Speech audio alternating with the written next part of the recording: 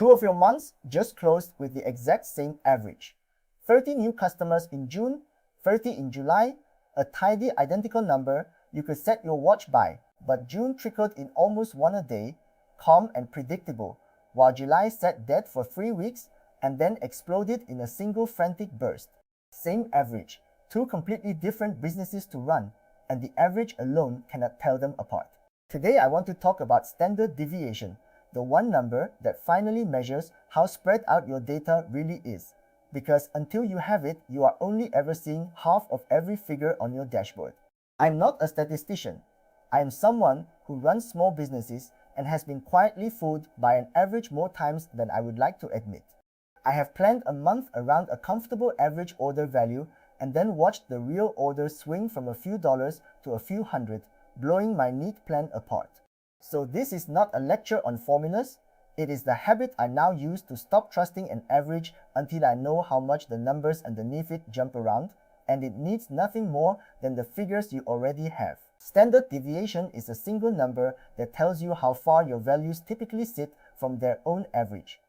A small standard deviation means the numbers huddle close to the middle, tidy and predictable. A large one means they scatter far and wide, jumping above and below the average all the time. The average tells you where the center of your data is. The standard deviation tells you how wide the cloud around that center spreads.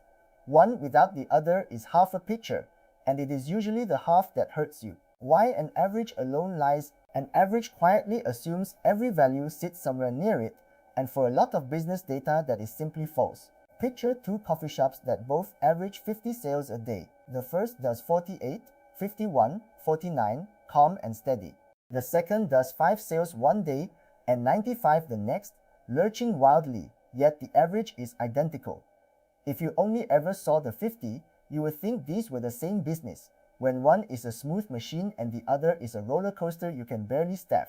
The average hides the difference, and the standard deviation is what drags it back into the light. How the number is built. You never have to work this out by hand, but it helps to know what it is measuring. Take every value and measure how far each one sits from the average, above or below. Standard deviation is, roughly speaking, the typical size of those distances. If your numbers usually land close to the average, the distances are small, and so is the standard deviation. If they routinely fly far from the middle, the distances are large, and the standard deviation grows to match. It is nothing more exotic than the average distance from the average, dressed up slightly, the small twist in the middle. There is one wrinkle worth a sentence. If you simply average the raw distances, the ones above the average and the ones below will cancel each other out and leave you with 0 every time, which is useless. So the calculation squares each distance first, which makes them all positive and also punishes the big misses harder, then takes a square root at the end to bring the number back to normal size. You do not need to follow the arithmetic. You only need to know that big deviations count for more than small ones, which is exactly what you want. It speaks in your own units. Here is the feature that makes standard deviation so readable. It comes out in the same units as your data. The standard deviation of your order values is in dollars. The standard deviation of your delivery times is in days. The standard deviation of your daily signups is in signups. That is what lets you say something plain and useful, like my orders are $30 give or take 8. You may also meet its squared cousin, the variance, but variance comes out in dollars squared or days squared, which means nothing to a human, so for reading your own business, the standard deviation is the one to keep. A rough rule you can lean on for data that piles up in a rough bell shape around its average. There is a handy rule. About 2/3 of your values will land within one standard deviation of the average, and almost all of them, better than 19 in 20, within 2. So if your average order is $30 with a standard deviation of 5, most orders sit between 25 and 35, and it would be rare to see one below 20 or above 40. But hold that rule loosely, because plenty of business data is not bell-shaped at all, and for those the rule bends badly, which is a trap I will come back to. A founder-sized example, let me make it concrete, and please treat these as illustration, not numbers to copy. Say two products both average $30 an order. The first has a standard deviation of $2, so almost every single order lands between 28 and 32, and you can forecast your revenue almost to the cent. The second has a standard deviation of $40, which means a handful of tiny orders, a few enormous ones, and very little sitting neatly at 30. Same headline average, but the second business lives and dies on landing the occasional whale, and you would run it, staff it, and stock it completely differently. Spread is a fact, not uncertainty. If you have been following along, keep this clear in your head because it is where people tangle themselves up. The spread of your customers is a real fixed fact about your business. It does not shrink as you collect more data. That is different from how sure you are about the average, which does tighten the more you measure. You can know your average order value with enormous precision and still have customers whose individual orders scatter all over the place. One number is about the world being varied, the other is about your confidence in a summary, and they belong in separate drawers. Why the spread decides your risk. The reason a solo operator should care is money and nerves. Two businesses with the same average revenue but different spreads carry completely different risk. The steady one lets you plan, hire, and sleep. The lurching one, same average, can starve you for a month and then flood you.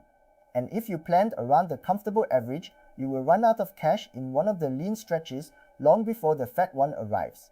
A wide spread is a warning that you need a bigger buffer than the average alone would ever suggest. Sometimes you want the spread smaller, not the average bigger. Here is a shift that changed how I think. For a lot of things your customers touch, lowering the spread matters more than raising the average. A shipping time that is reliably 7 days beats one that averages 5 but swings from 1 day to 14, because the swing is what generates the angry emails. A support reply that always comes within an hour beats one that averages 30 minutes but sometimes vanishes for a day. When you measure these with a standard deviation, you can finally chase consistency on purpose instead of only ever chasing a higher average.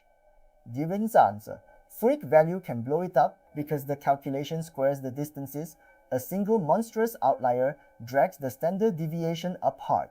$1,000 order in a shop full of $30 ones will make your spread look terrifying, even though almost all of your business is perfectly calm. So before you panic at the large standard deviation, look at what built it. Is the whole dataset genuinely variable, or is it one freak event sitting in an otherwise tidy pile? A quick glance at the raw numbers, or at the median beside the average, will usually tell you which story you are in. The same spread can be big or tiny. A standard deviation only means something next to the average it belongs to. A spread of $10 is enormous on an average order of 30 and utterly trivial on an average order of 3,000. So when you want to compare how spread out two very different things are, divide the standard deviation by the average to get a relative measure, sometimes called the coefficient of variations, that turns a raw dollar spread into a plain percentage, and suddenly you can honestly say which of two very differently sized parts of your business is actually the more unpredictable one. Every spreadsheet has a built-in function that gives you the standard deviation of a column in one line, and most analytics and reporting tools will show it beside the average if you go looking for the setting. The work is not the arithmetic, the work is the habit, which is to stop reading an average on its own and start asking always how spread out are the numbers underneath this. Once that question is automatic, half the nasty surprises in a small business lose their power to ambush you. The mistakes to sidestep. A few traps catch people again and again. The first is quoting an average with no spread beside it, which is the whole problem in one habit.